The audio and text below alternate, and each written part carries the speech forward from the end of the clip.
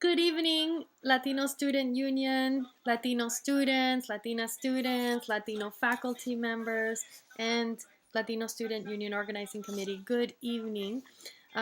First of all, I want to thank you for being here today. I want to also thank Karen Candenby and Priscilla Covian and Roberto Figueroa and all the organizing committee of LSU that's been putting on all these amazing events all semester. Good job. I'm honored to be the faculty advisor for LSU this year with all of you leading the charge. Thank you also to the faculty for being here. I sincerely apologize that I cannot be here today. I'm presenting and chairing a panel at the American Studies Association meeting in downtown LA on the fun and the fury of queer migrations.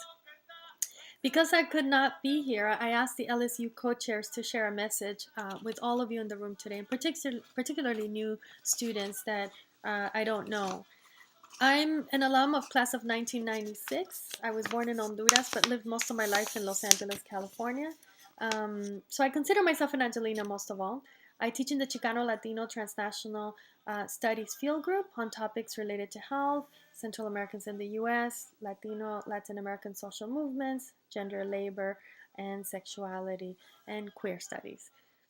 My classes for next semester include CHLT 85, Gender, Radicalism, and Revolution, Central American Feminisms, and CHLT 110, Latina Community Health, which is a social responsibility course, so we'll be doing some work with community members. I was trained as a historian of modern Latin America and U.S. Latino studies at Cornell University, and though I was trained in a very strict sort of program, in a history program, my classroom tend to be really, and my readings tend to be really interdisciplinary and always engage questions of power. Hence, I focus on gender, race, and class as important axes on which to hinge the history of oppressed groups, LGBT groups, women, workers, and landless peasants. In my classes, I'm interested in fostering student research and helping to develop strong research skills.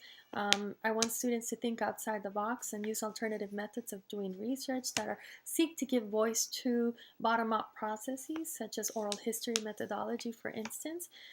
My time at Pitzer when I was a student was incredible. I learned to be a good scholar and a committed organizer and political activist. I built lifetime friendships and learned that it was okay to be different and to chart my own path. All these things I did simultaneously, so I know it is possible to do rigorous study and scholarship and be ethical about issues that surround us, about our embattled communities. I also experienced a lot of isolation at Pitzer when I was a student because I was one of very few Central Americans and also a budding queer in the closet. I felt misunderstood many times, and if it weren't for my Latina and Latino cohort of fellow organizers, friends, fellow students, classmates, and faculty members who fostered my growth both as an academic and as a political activist, I would not be here today. It is my turn to give back, so if any of these resonates with you, please do find me. I'm eager to share with you some of my expertise and history with Pitzer and help you not only to survive Pitzer, but thrive and continue on. Scott Hall 221 is where you can find me, or you can find me on the Pitzer website. Follow me on Facebook or Twitter at SPortillo. I would love to hear your story, your interests, and your experiences here at Pitzer. Have a great evening. Thank you for coming.